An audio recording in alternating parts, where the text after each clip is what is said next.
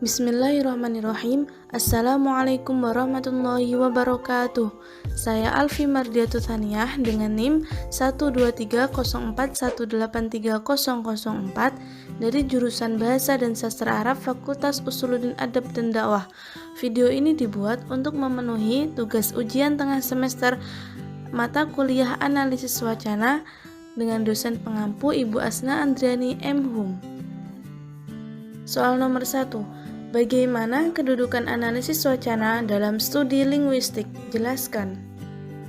Kedudukan analisis wacana dalam studi linguistik dalam satuan kebahasaan atau hierarki kebahasaan, kedudukan wacana berada pada posisi paling besar dan paling tinggi. Menurut Harimurti Krida Laksana, dalam bukunya Keutuhan Wacana dalam Bahasa dan Sastra, hal ini disebabkan wacana sebagai satuan gramatikal dan sekaligus objek kajian linguistik yang mengandung semua unsur kebahasaan yang diperlukan dalam segala komunikasi.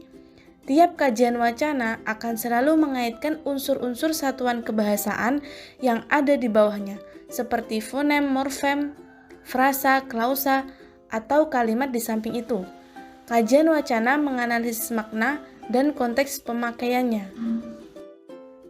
Lalu, untuk hubungan analisis wacana dengan cabang ilmu lain di dalam studi linguistik, diantaranya yang pertama, analisis wacana dengan fonologi.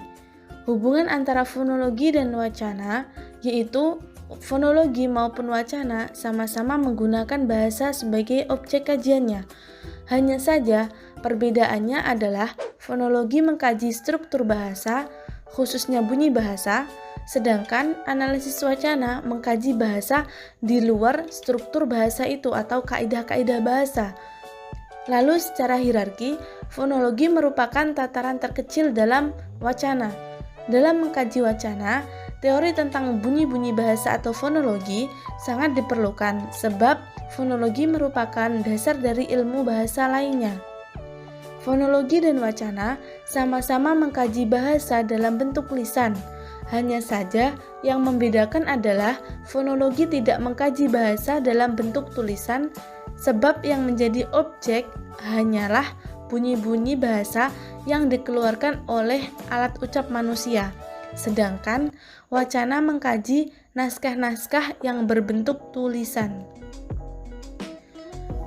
Lalu yang kedua, analisis wacana dengan morfologi. Hubungan morfologi dengan analisis wacana, yaitu morfologi dan wacana sama-sama menggunakan bahasa sebagai objek kajiannya. Tetapi dengan fonologi, morfologi juga mengkaji struktur bahasa, khususnya pembentukan kata. Sedangkan analisis wacana mengkaji bahasa di luar struktur atau kaidah-kaidah bahasa. Secara hierarki, morfologi merupakan tataran terkecil kedua dalam wacana setelah fonologi. Dalam mengkaji wacana, teori tentang pembentukan kata atau morfologi sangat dibutuhkan sebab wacana yang berbentuk naskah itu terbentuk dari susunan kata demi kata yang memiliki makna. Morfologi yang mempelajari seluk-beluk pembentukan kata sangat berhubungan dengan wacana karena dalam wacana harus tetap dalam memilih kata-kata sesuai dengan maksud yang ingin disampaikan oleh wacana tersebut. Yang ketiga yaitu hubungan antara analisis wacana dengan sintaksis. Sintaksis dan wacana sama-sama menggunakan bahasa sebagai objek kajiannya. Hanya saja, sama halnya dengan fonologi dan morfologi tadi, sintaksis juga mengkaji struktur bahasa, tetapi khususnya dalam pembentukan kalimat. Sedangkan analisis wacana mengkaji bahasa di luar struktur kalimat tersebut. Struktur bahasa. Secara hierarki, sintaksis merupakan tataran terkecil ketiga setelah fonologi dan morfologi dalam wacana. Sintaksis yang mempelajari seluk-beluk pembentukan kalimat sangat berhubungan dengan wacana karena dalam mengkaji wacana, teori tentang pembentukan kalimat sangat dibutuhkan. Sebuah wacana dapat dikatakan baik apabila hubungan antara kalimat-kalimatnya koheren dan kohesi. Yang keempat, hubungan analisis wacana dengan semantik. George dalam Tarigan secara singkat dan populer menjelaskan bahwa semantik adalah telaah mengenai makna. Hubungannya dengan wacana adalah baik semantik maupun wacana sama-sama mengkaji makna bahasa sebagai objek kajiannya. Hanya saja perbedaannya adalah semantik mengkaji makna leksikal bahasa atau makna linguistiknya, sedangkan wacana mengkaji makna kontekstual atau implikatur dari ujaran-ujaran atau teks-teks tersebut. Selanjutnya, hubungan analisis wacana dengan cabang ilmu pragmatik. Hubungan antara pragmatik dan wacana adalah sama-sama mengkaji makna bahasa yang ditimbulkan oleh konteks. Untuk memahami pemakaian bahasa, kita dituntut memahami pula konteks yang mewadahi pemakaian bahasa tersebut. Lalu, hubungan analisis wacana dengan cabang ilmu filologi. Hubungan wacana dengan filologi yaitu sama-sama mengkaji bahasa dalam bentuk teks atau naskah. Perbedaan keduanya terletak pada tema atau topik teks atau naskah tersebut. Filologi mengangkat topik yang khusus membahas tentang sejarah, sedangkan wacana mengangkat topik yang lebih umum dari segala aspek sosial kehidupan bermasyarakat. Lalu analisis wacana dengan cabang ilmu semiotika. Hubungannya dengan wacana adalah baik wacana maupun semiotika sama-sama mengkaji tentang makna bahasa. Hanya saja semiotika mengkaji makna bahasa berdasarkan icon, simbol, ataupun indeks, sedangkan wacana mengkaji makna tuturan maupun ujaran-ujaran yang dihasilkan oleh masyarakat tutur. Lalu analisis wacana dengan psikolinguistik. Hubungannya psikolinguistik dengan wacana adalah dalam penyusunan wacana, topik atau tema yang diangkat ataupun ujaran-ujaran yang dihasilkan itu berdasarkan dari kondisi psikis manusia. Kondisi psikis ini merupakan salah satu konteks yang dapat mendukung penelitian dalam memaknai suatu ujaran. Lalu, ilmu yang mempelajari kondisi psikis manusia ini adalah psikolinguistik tersebut.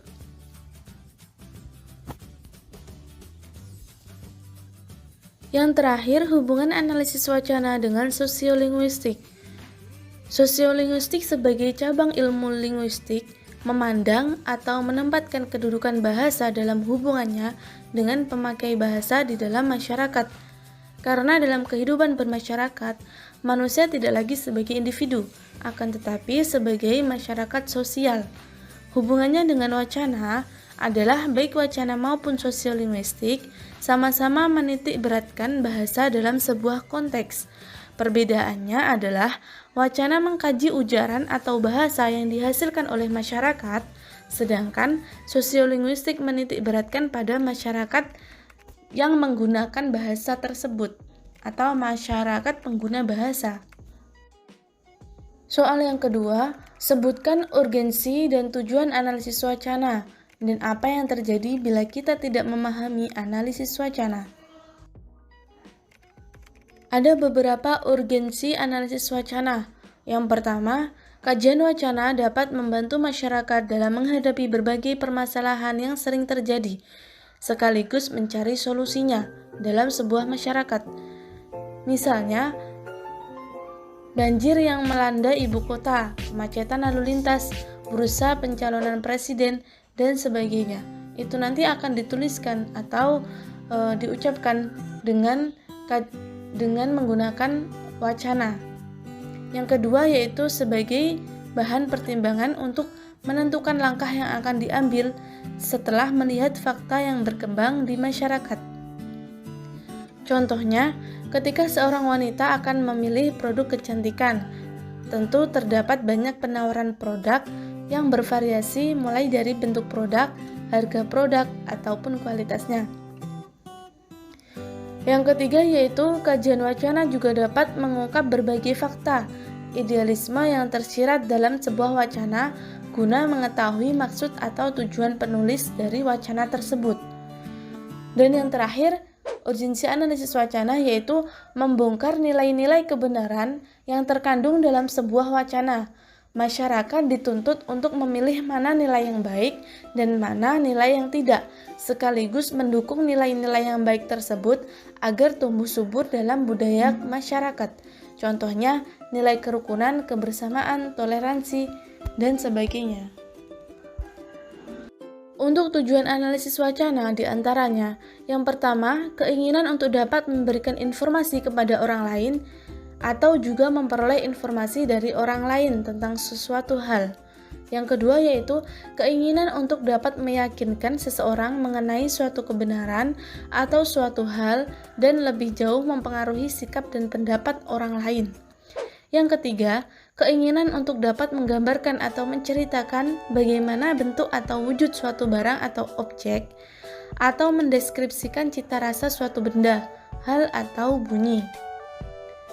Lalu yang terakhir, keinginan untuk dapat menceritakan kepada orang lain kejadian atau peristiwa-peristiwa yang terjadi dalam kehidupan sehari-hari, baik yang dialami sendiri maupun yang didengarkan dari orang lain. Dan apa yang terjadi bila kita tidak memahami analisis wacana? Menurut saya lebih fokuskan kepada orang-orang tertentu atau khusus, yaitu bagi mahasiswa jurusan bahasa atau orang yang berminat terhadap kajian wacana. Analisis wacana ini sangat penting dipelajari. Bila tidak memahami hal tersebut, maka kemampuan memahami bahasa dan proses komunikasi mereka memiliki kadar nalar yang rendah.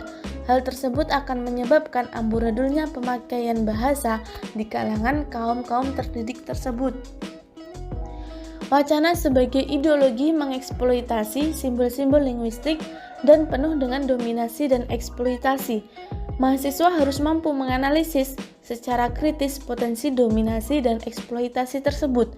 Oleh sebab itu, analisis wacana diharapkan memberikan kontribusi terhadap penyadaran ke arah itu untuk mengungkap motif-motif yang terkandung di dalam sebuah wacana agar proses komunikasi dan pemahaman bahasa berjalan dengan baik dan meningkatkan perolehan kompetensi komunikasi. Soal yang ketiga yaitu apa perbedaan antara wacana lisan dan wacana tulis? Sebutkan kriteria masing-masing. Menurut Henry Guntur Tarigan, wacana lisan adalah wacana yang disampaikan secara lisan, melalui media lisan. Jenis wacana ini sering disebut tuturan, speech atau ujaran, utterance. Contohnya, wacana lisan ini seperti pada pembawa berita, ceramah, pidato, monolog, dan lain sebagainya yang menggunakan lisan langsung dengan alat ucap manusia. Untuk kriteria wacana lisan, yang pertama memerlukan daya simak yang tinggi karena pengucapannya dengan lisan atau langsung. Lalu sulit diulang dalam arti mengulang hal yang sama dengan ujaran pertama. Yang ketiga, dapat dilengkapi dengan gerakan anggota tubuh untuk memperjelas makna atau pemahaman. Lalu biasanya lebih pendek daripada wacana tulis, melibatkan unsur kebahasaan atau pengetahuan yang diketahui bersama. Menurut Henry Guntur Tarigan juga, wacana tulis adalah wacana yang disampaikan secara tertulis melalui media tulis. Gambar, tabel, lukisan, dan ilustrasi lainnya juga menjadi bagian dari wacana tulis, tidak hanya bentuk tulisan atau huruf saja, karena wacana dapat diwujudkan dalam bentuk kata, kalimat, paragraf, atau karangan utuh yang berisikan amanat yang lengkap.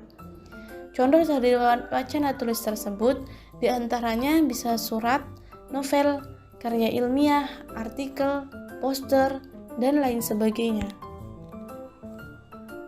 Kriteria dari wacana tulis diantaranya, wacana tulis biasanya panjang dan menggunakan bentuk bahasa yang baku. Lalu wacana tulis dapat dilihat kembali tanpa ada perbedaan unit-unit kebahasaannya, dan biasanya mempunyai unsur kebahasaan yang lengkap. Pertanyaan nomor 4, sebutkan pengertian dari wacana berikut ini beserta contohnya. Wacana naratif, wacana deskriptif, wacana prosedural, wacana ekspositori, wacana hartatori, wacana humor, dan wacana argumentasi. Yang pertama yaitu wacana naratif. Wacana ini biasa disebut dengan cerita dan merupakan serangkaian peristiwa yang terjadi pada seorang tokoh. Teks ini ditandai dengan adanya hubungan waktu sehingga peristiwa-peristiwa yang ditunjukkan berurutan. Namun, tidak semua harus ditampilkan karena ada proses seleksi dalam pembuatannya. Unsur-unsur penting dalam wacana naratif diantaranya unsur kejadian, tokoh, konflik, alur atau plot, dan latar yang terdiri atas latar waktu, tempat, dan suasana. Cerpen, biografi, cerita sejarah, atau karya prosa merupakan beberapa contoh dari teks atau wacana naratif tersebut. Yang kedua yaitu wacana deskriptif. Wacana deskriptif atau deskripsi adalah satuan jenis wacana yang menggambarkan suatu objek berdasarkan hasil pengamatan, perasaan, dan pengalaman penulisnya.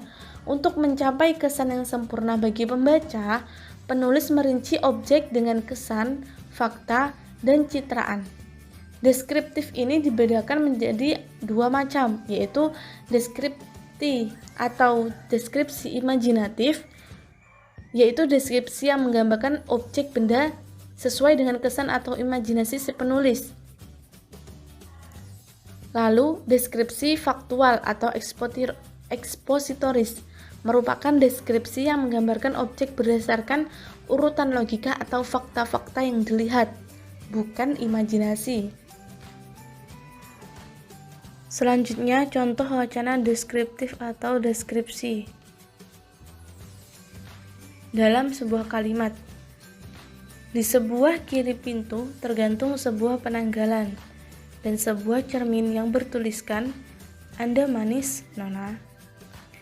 Di bawahnya merapat sebuah meja belajar yang diberi alas kertas berbunga-bunga merah jambu dan dilapisi lagi dengan plastik bening. Di atas meja ada sebuah tape recorder kecil, sebuah mesin ketik, jam waker, alat-alat tulis, beberapa helai kertas berserakan, dan buku-buku dalam keadaan terbuka. Pasti semalam dia habis mengerjakan paper, pikirku. Jadi dalam contoh ini menceritakan, mendeskripsikan suatu keadaan di ruangan. Lalu yang ketiga, wacana prosedural. Wacana prosedural menunjukkan prosedur atau menceritakan cara mengerjakan atau cara menghasilkan sesuatu.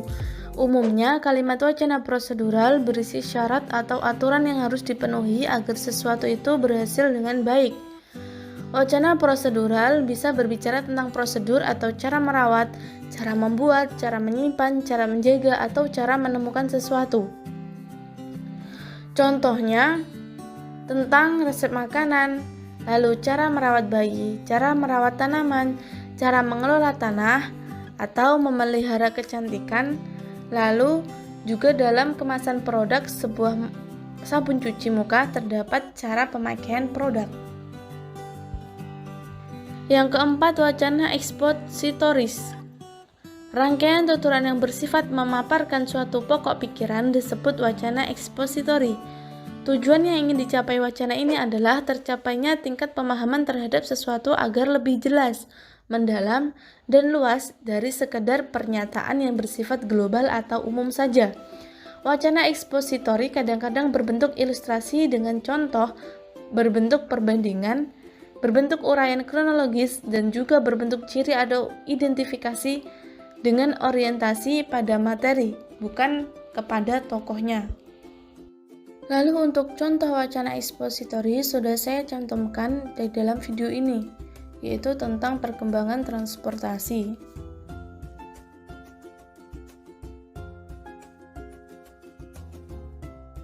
Yang kelima yaitu wacana hartatori. Wacana hartatori atau biasanya disebut dengan wacana persuasif didasarkan pada prinsip bahwa pikiran manusia dapat dipengaruhi, bahkan dapat diubah. Oleh karena itu, pikiran manusia dipersuasi agar terpengaruh supaya berubah. Wacana ini berisikan ajakan atau nasihat untuk mempengaruhi atau meyakinkan orang lain dengan cara membujuknya atau mempersuasinya untuk melakukan atau tidak melakukan sesuatu. Bisa sekarang atau bisa juga nanti. Tujuan akhir wacana persuasif atau hartatori ini ialah adanya putusan orang yang dipengaruhi itu untuk berubah atau tidak berubah, bersedia melakukan atau setidak-tidaknya setuju atau tidak bersedia melakukan isi dari wacana tersebut. Berikut ini contoh wacana hartatori yang membujuk, yang sudah saya cantumkan di dalam video ini. Yang keenam yaitu wacana humor. Wacana humor merupakan suatu wacana yang bersifat menghibur, bahkan bisa juga mengkritik. Humor adalah salah satu bentuk budaya yang bersifat universal. Perbedaan humor antara orang yang satu dengan orang lain terletak pada frekuensi dan tujuannya. Ada orang yang mempunyai selera humor tinggi, ada pula yang selera humornya rendah. Wacana humor dikategorikan menjadi 3, yaitu wacana humor lisan, contohnya seperti stand up comedy atau percakapan sehari-hari. Bisa saja yang ada yang mengandung humornya. Lalu yang kedua, wacana humor tertulis, bentuk tulisan, contohnya seperti di dalam chat atau SMS, lalu di dalam media sosial IG, Facebook atau Twitter yang mengandung unsur humornya. Lalu yang ketiga, wacana humor kartun, contohnya karikatur. Yang terakhir yaitu wacana argumentasi atau argumentatif. Wacana argumentatif merupakan teks yang memberikan alasan yang kuat untuk menolak suatu pendapat atau gagasan. Wacana argumentatif bertujuan mengubah sikap dan pandangan pembaca atau pendengar agar menyetujui pendapat penulis atau pembaca. Maka dari itu, wacana ini haruslah memiliki alasan-alasan yang logis, bukti, hasil penelitian, bahkan statistik agar dapat meyakinkan pembaca atau pendengar. Untuk contoh wacana argumentasi juga sudah saya cantumkan di dalam video ini, yaitu tentang sertifikasi guru.